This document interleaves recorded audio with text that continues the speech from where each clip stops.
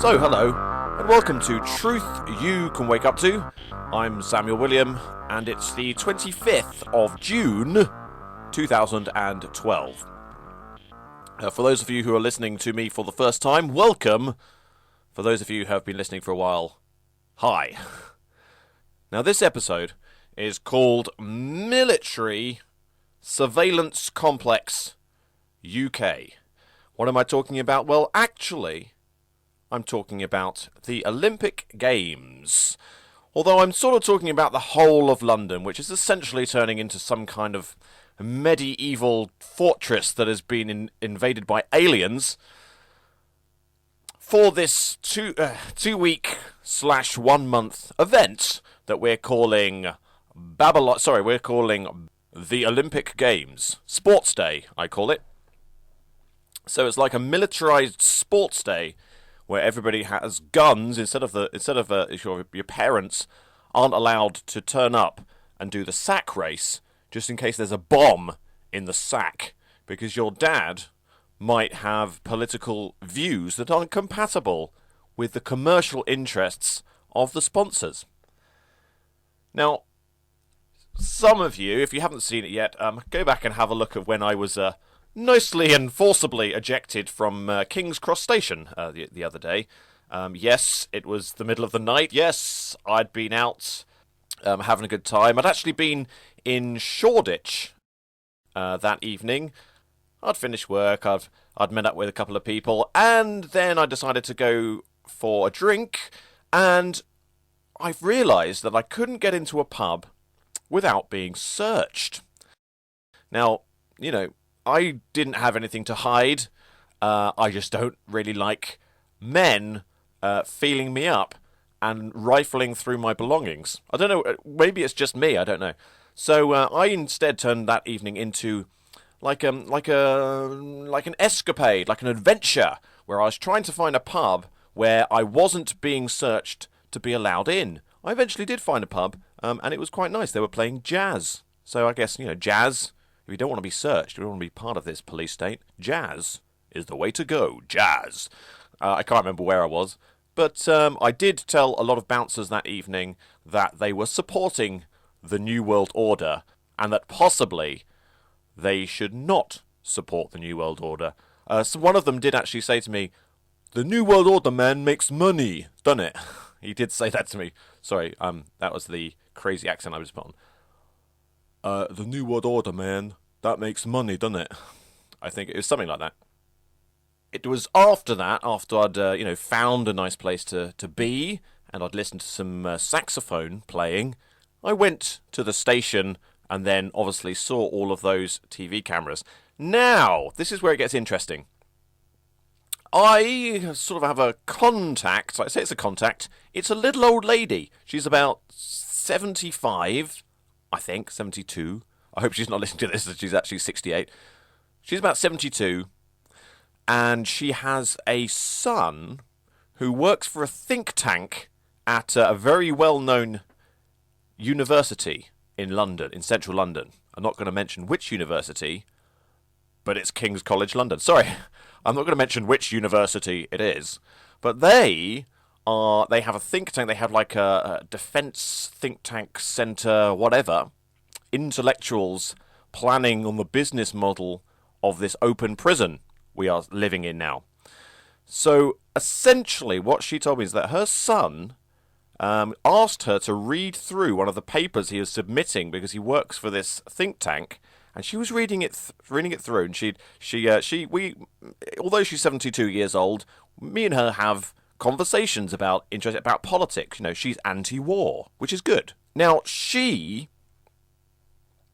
told me, obviously she was looking for spelling mistakes, but what she was reading was about the facial recognition that's going to be used in the Olympic Village. Now, she says, and I'm hoping to get hold of this document and I can provide it to all the people that care about this sort of stuff. That's you guys, hopefully. She said that what's going to be happening at the Olympic Village is that they're going to be capturing, logging, storing everybody's face that walks in and out of the Olympic Stadium. She also said this is going to be the largest collection of facial recognition data ever done in that little compressed part of time. So you can see, I mean, is this about security? I question whether it's about security. I think it may be about money. I think it might be about this thing called the military surveillance complex, which seems to be the new thing. Now, King's Cross Station, where I was aghast at just how many cameras there were, this is part of that. Because up there at King's Cross, you have King's Cross and St. Pancras International. So you have lots of people coming into the country through those stations. So that's where it's going to be starting off. Now, there is a part of facial recognition called video analysis or analytics. Video analytics. Now, this is the thing where you can do things like you can count vehicles, you can count people, you can count them in the queue, you can just keep a running total on how many people there are in there. Of course, using this system, what it does is it produces a little green square around your face, and then it logs your facial recognition data. That means that cannot and will not count you twice, you see? But what it does is it keeps it. And now, if you end up with a catalogue of all of this facial recognition data, this catalogue can now be sold off so that people can then do the further research on finding out who each of these people are. That's you guys and me. They can find out who you are, and they've created a much more detailed log using this information. Now, it's not very difficult to sort of work out how they would pack out this catalogue. It's really easy. If you're stupid enough, and I'll use that word again, stupid enough to use a loyalty card in your supermarket, well then you've just really helped them to create a file on you, and there you go. Once you're facially recognized anywhere, they know who you are, they know how old you are, they know how much you spend, they also know how much you earn, they know whether you're healthy or unhealthy, they know what you buy, they know your habits, they know your secrets, and they know you. But you do not know them. No, you're not allowed to know who they are. And you could say, well, what does it matter? They can see me appearing in the car park at Tesco's or at Sainsbury's, and they can see me walk in, they know what I buy, and they know who I am and how old I am and how many children I have and what I do for a living and whether or not I might politically get active if you take away my pension. They know all of that, so what? What does it matter? Well, they're selling it. You see, if they understand your psychology and they think that actually, if we take away this person's money, if we get rid of her pension or do something like that, is she going to go crazy and start stabbing people? Is she just going to take it and just kill herself? This is valuable information for security companies who might have to deal with social unrest when they start removing our hospitals, removing our doctor surgeries, removing the things that keep us sane. Like, for example, removing food. Ever Googled Codex Alimentarius? Of course, most of you have more than Googled it already, I'm sure. But if there's anybody out there who hasn't, please do. It comes into force next year in the United Kingdom. Do you like vitamins? Do you really? Do you like vitamins? But anyway, this information that they are collecting. Now, this is the information that's going to be shared worldwide. This is the information that is going to track your movements between airports, between ferry ports, between seaports. You realise that we're not allowed to move around the world without getting permission. Now, what permission means? Permission means a green square around your face when you walk around. Now, Of course, what is going to be happening at the Olympic Stadium is that the people watching the screens with all of this CCTV, I can't wait to get into somewhere near the Olympic Village. I probably won't be allowed in there, to be honest. But I want to get near there and just have a look at the amount of video cameras that they're going to have out there. But essentially, think of this. You've got a control room. You've got a load of guys sitting down in front of these screens. They're going to be looking at a sea of green squares. Now, some of these squares are actually going to be orange. Now, how do you get an orange square instead of a green square? Well, an orange square, of course, you're going to have lots of people down here on the ground, or as they like to call it in the military surveillance complex, in the field. That's what they call it. In the field. We are now no longer just in a public arena or in a public sphere. We are in the field. So, presumably the other night in King's Cross Station, I was forcibly removed from the field. Now, I wasn't in a train station. No, I wasn't in a place of transport. No. I was in the field. And actually, if you go back and look at the just when they're starting to grab me in King's Cross, by the way, noticed if you watch the footage again, I spin the camera around and I say to the other people that are just standing around waiting for their trains, I say, you're happy with all of these people photographing you, but it's just when I'm photographing you that you don't like it yet. And they're all nodding and they're eating. Have a look at that, nodding and eating. It's like they're watching television. And I am in a field in there. It's like cattle being surrounded by cattle. Watch it again. It's just a little bit where they're just going, yeah, I don't agree with being watched. I like being watched. It's you. You're the evil one. What? It's crazy. It's literally in a field. So got off topic there, but I was talking about the people that are going to be inside the Olympic Stadium on foot, having a look for suspicious activity. They're going to be eyeballing you.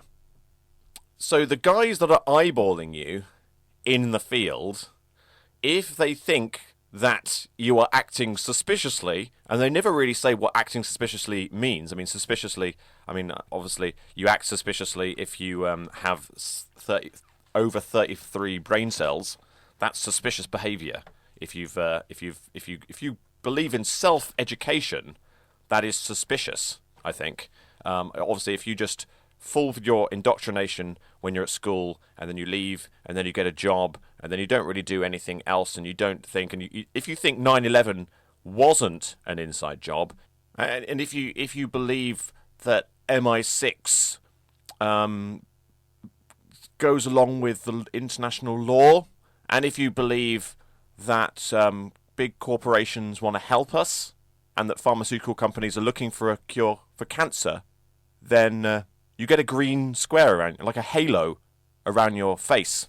But if you suggest or even think, and they could probably trace your sort of eyes and your face to see whether you're thinking that maybe the banks are trying to screw us, then you get an orange halo. Now, of course, imagine you're in the Olympic Stadium, you're in the surveillance thing, so there's somewhere in the Olympic Stadium that's like a control booth that is like reinforced, where they've got like all of the feeds of all these cameras coming in, and they've probably got the buttons that say detonate. Well, I like to think of like the Building 7 of the London 2012 Olympic Stadium.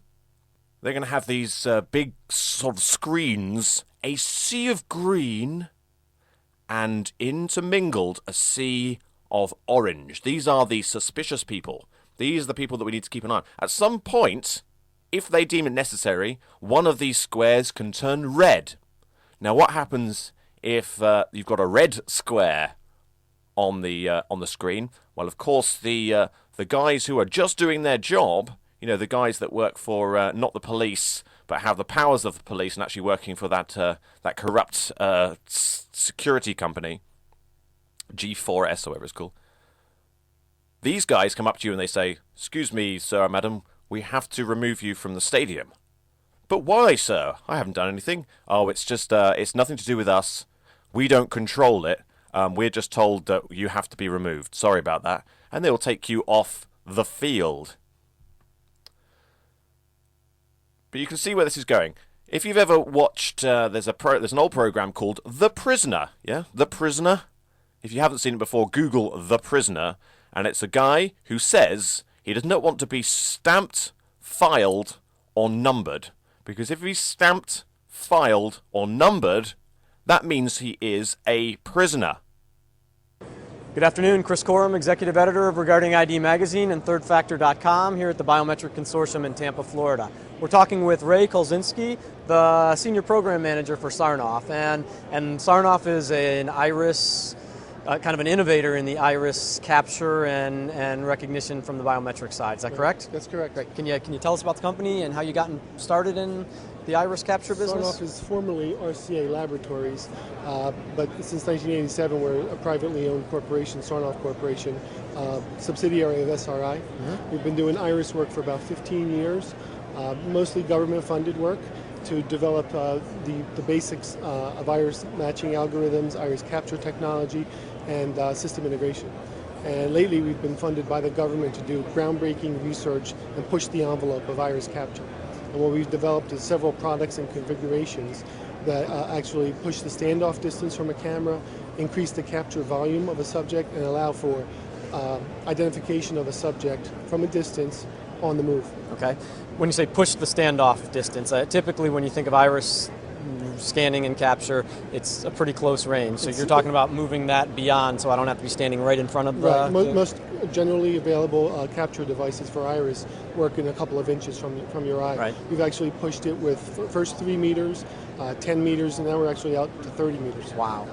Huh.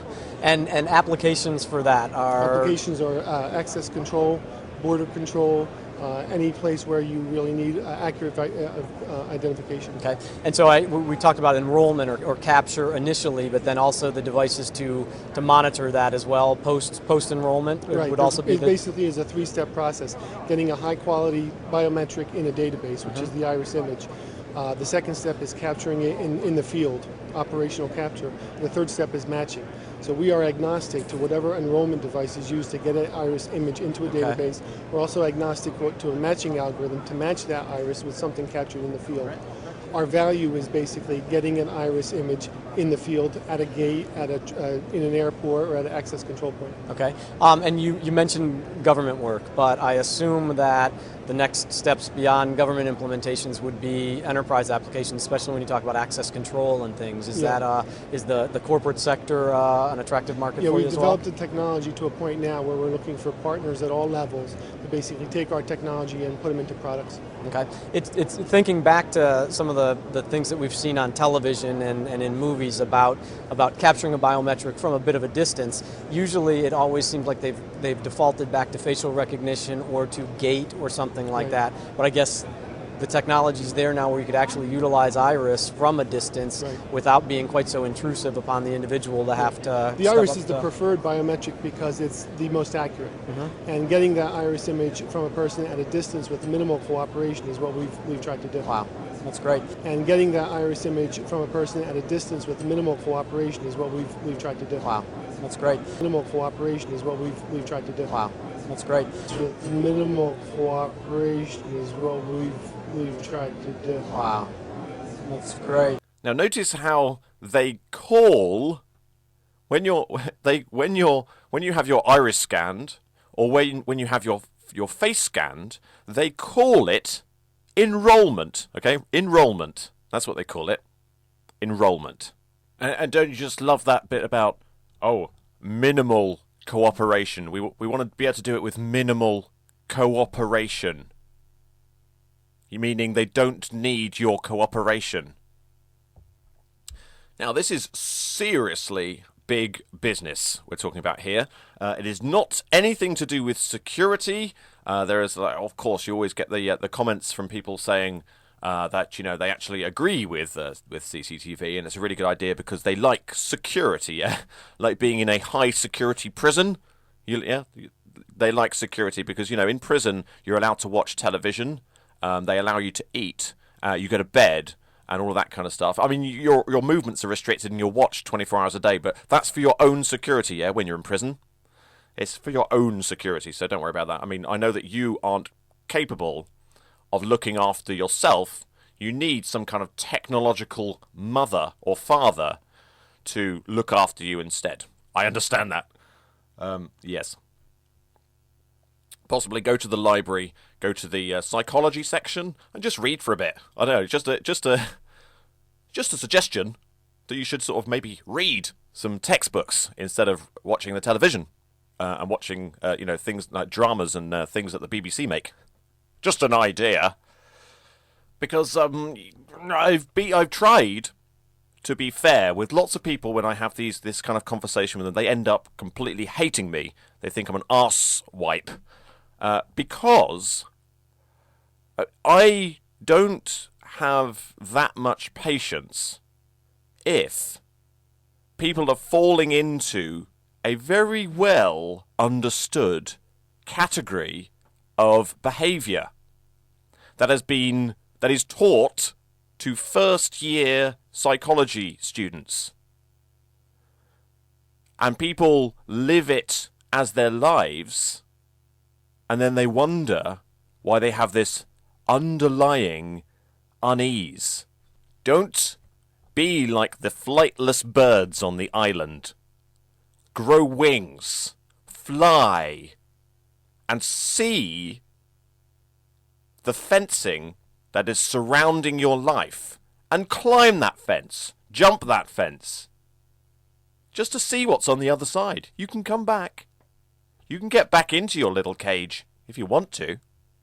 Fly out of this business model prison. The best investment you can possibly make in business right now is the prison industrial complex. What does that tell you? Can we put these pieces of information together? The UK has one of the most innovative and experienced security markets in the world. It comprises large companies with familiar brand names, as well as small to medium-sized companies who are recognized leaders in their market sectors. Together, they represent an industry which is worth over £6 billion a year and exports products and services around the globe.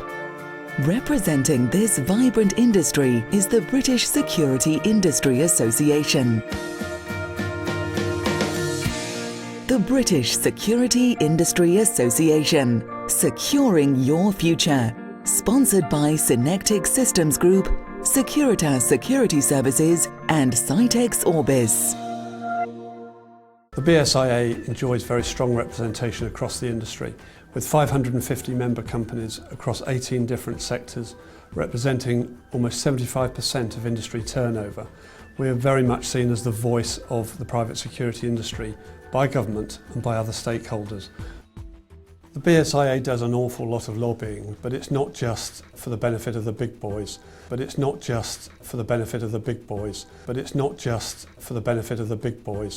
We very much seek to represent the smaller companies in the industry, and they really benefit from having an equal voice on the various technical committees and other groups within the association. BSIA membership gives you a wealth of benefits, as Trevor Elliott, our Director of Manpower and Membership Services, explains. In tough financial times, obviously it's important that our members are able to demonstrate a return on investment. Certainly if we take legislation first, the association is quite strong in its lobbying impact and influence within government. The association is quite strong in its lobbying impact and influence within government and spends a significant amount of time and effort lobbying on current standards and legislation that are moving through government. You can see this is big business. This is very, very big business. This is not about security. In fact, if you go onto a website called Big Brother Watch, which is run here in the United Kingdom, they've recently done a survey on how much of the CCTV that is collected throughout London was actually asked for by the police so that they could use it in criminal prosecution. The answer is not a lot. 0.1%. So, for every 1,000 CCTV cameras, just one of them per year is used to prosecute somebody for a crime. Well, he says, being his own devil's advocate. But they stop crime, don't they? So it's not surprising they're not recording crime, because the crime automatically stops when there's a camera there. You know, I went to a touristy place the other day, and you know how they always lead you through into the shop? And this was the shop. This was quite a big shop. There was lots of tiny little trinkets everywhere. Tiny, weedy little trinkets everywhere you went. Tiny little trinkets. Now, lots and lots and lots of CCTV in there.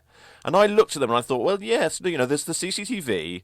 There's all these tiny little things that people can just put up and put in their pockets. Therefore, the CCTV is working in stopping that crime. Is it? Is it really? No, it took me about 30 seconds to tell myself to shut the hell up, because I was wrong. Because, of course, you could just have these things in display cabinets. And then you could hire people that when they, like shop staff, that when people want to buy stuff, they say, can I have one of those, please? And they'll open up the cabinet and they'll do that. No, because that would be too many staff to pay.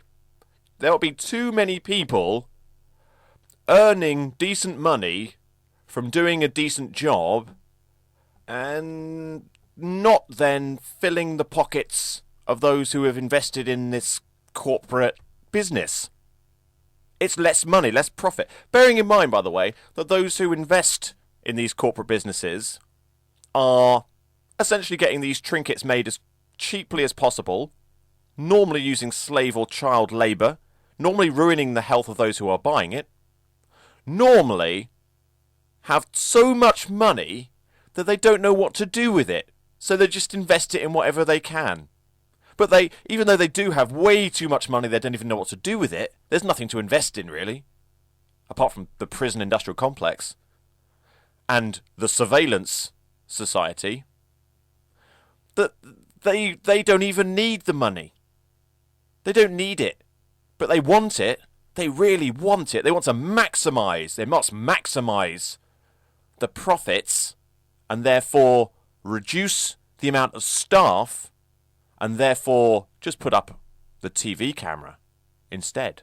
And actually probably get a subsidy by putting in a facial recognition and recording everyone's faces, and then selling that file off to somebody who can analyse your loyalty card at your supermarket and fill in your name, your age, your sexual persuasion, everything, so that somebody without an identity at all, some corporate entity, can make even more money. They're making money by reducing jobs. If you think CCTV cameras are making you secure, well, you obviously don't see that there's security in having a prosperous, small economy. The people surrounding you in your society having money. Is there not security in that?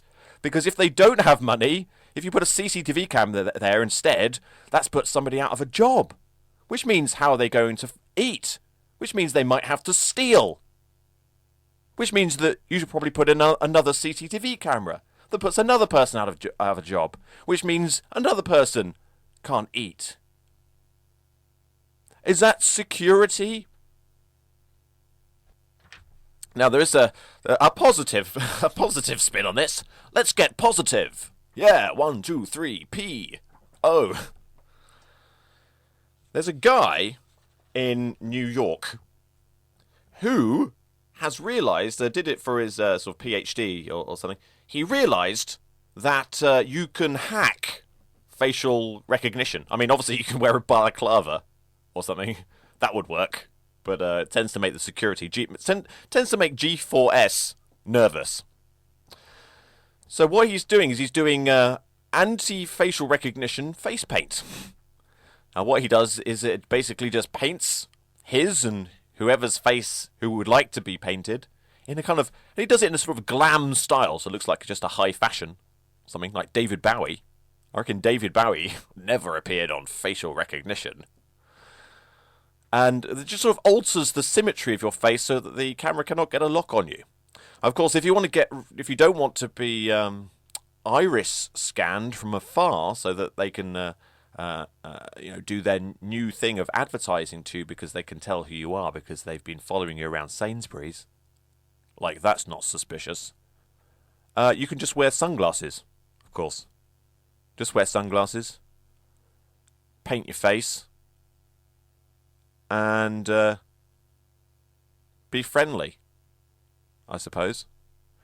Although it's just about who we're being friendly to, isn't it? There is a whole sort of worry at the moment that everything is being privatised. The police are being privatised, basically. The intelligence services are being privatised.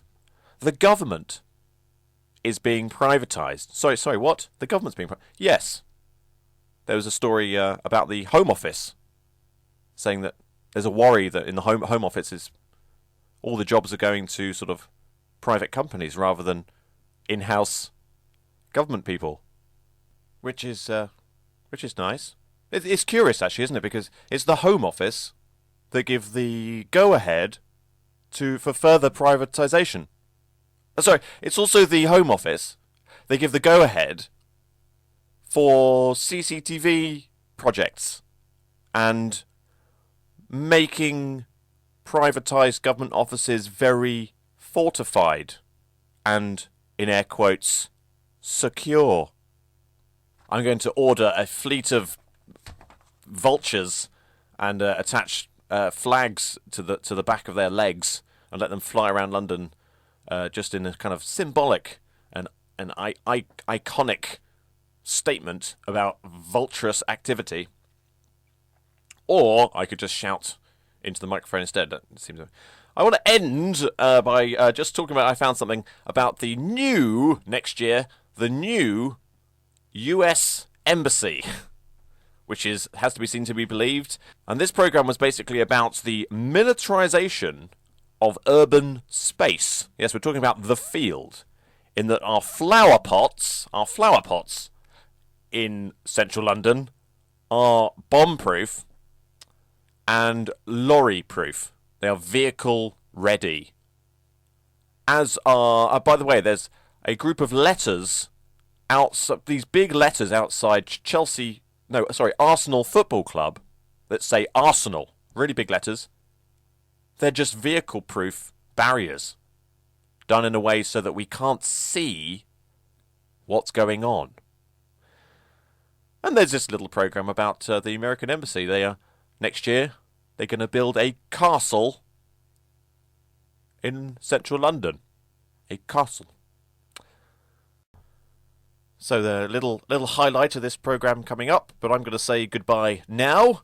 Thank you very, very much for listening and watching. Please subscribe. I'm getting about 3 away from 900 now, which is good. So please subscribe if you haven't already. And until next time, I've been Samuel William, and this has been Truth You Can Wake Up To. The US Embassy was built in more optimistic, open times, but it's been beefed up in recent years to become the very epitome of extreme fortress urbanism. This street used to be open to traffic, but it's been closed off to stop car bombs, and these super huge bollards put in, and a foot of reinforced concrete dressed up, disguised as a planter. In 2017, the US Embassy is moving to Battersea in South London. Not exactly central, but a new site means security measures can be designed in. It was chosen specifically because it is defensible. They're even adding a moat. This is the future of counter-terrorism in architecture. Instead of retrofitting ugly concrete blocks, you have a gently rolling hillock that just happens to be able to stop a truck. British architects are now being asked to consider security at the design stage, and to help them, the government and the RIBA are offering advice.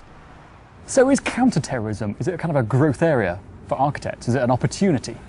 It seems an awful thing to say it's an opportunity. It's become a necessity.